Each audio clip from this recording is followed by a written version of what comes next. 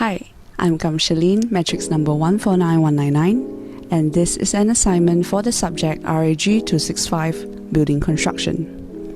In this assignment, we are required to study the construction method used on an ongoing project or a completed building. But, due to the global pandemic, many sites forbid unnecessary visits. Therefore, I've selected a completed project to study upon. It is situated in the heart of Georgetown, protected by UNESCO.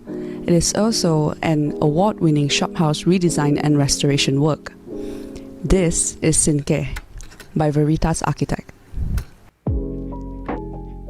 The shophouse we see in Georgetown, Pinang has become an icon in the Malaysia's architecture industry, with tons of innovative refurbishing or renovation methods that attracts not only the heart of tourists but even local and fellow designers. So naturally, I will be covering two timelines in this video, one from the recent renovation and conversion methods that resulted in the Sinkeh we see today, as well as some explanation on how the building was constructed in the first place back in the 19th century. Located in the core zone of UNESCO World Heritage Site, it is originally constructed in the 19th century. The two-story shophouse can be identified as the late Straits Eclectic styles, thanks to the distinct finishes and the construction material used during that era.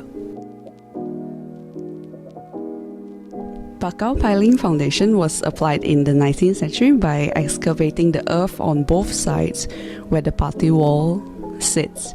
Note that the depth depends highly on the existing condition of the soil. After the excavation, bakau will be pushed into the soil, exposing only the tip to grip the pile cap later on. A layer of hard core not less than 100 mm will be added before a layer of cement screed to fill the gaps. After that, reinforced bars are inserted, but depending on the era, smaller size or rebar without grooves were used back in 19th century. Earlier era might not include the usage of rebars at all. For new restoration work, all rebars are included and lastly filled up with concrete.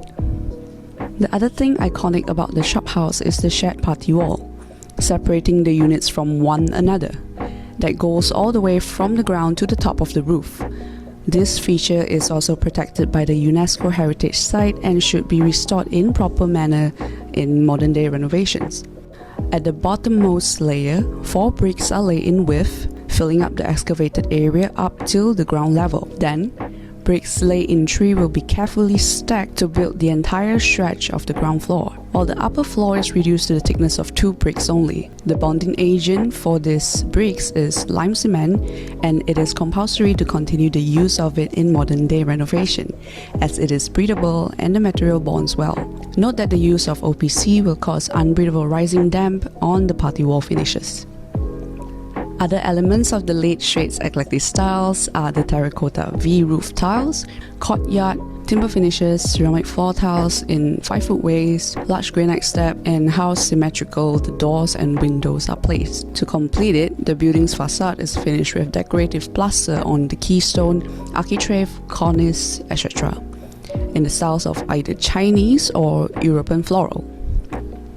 The current state of the building is converted into a 3-story building that does not go higher than the original roof ridge in the front. The third level is constructed with modern steel structure as a new steel pavilion, located at the back portion of the building.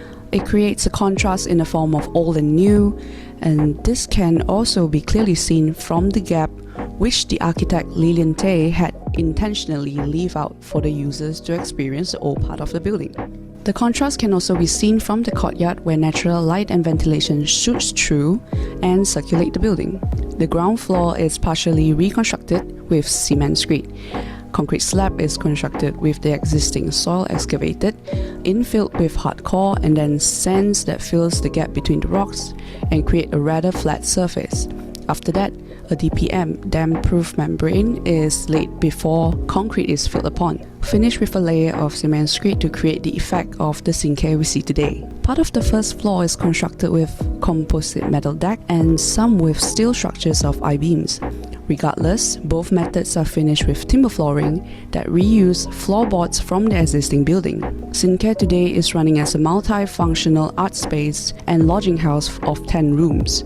while the studio is dimmer but installed with strategic lighting to set the tone with versatility. The upper floors and rooms are brightly lit with the heavy use of glass wall. To summarize, the award-winning building was renovated in 2015, where some of the elements were retained or replaced, and modern steel structure construction method was introduced and applied within a strict set of rules from the Heritage Department. Yet, the architect has managed to play around the boundary and create a building of contrast that shows how the modern architectural method can be applied within a historical site. I hope you enjoyed this video. The link to the relevant sites are in the description below, and if you like what you hear, do consider paying this place a visit once the pandemic is settled. I assure you, you will not regret it. Thank you for listening. Cheers.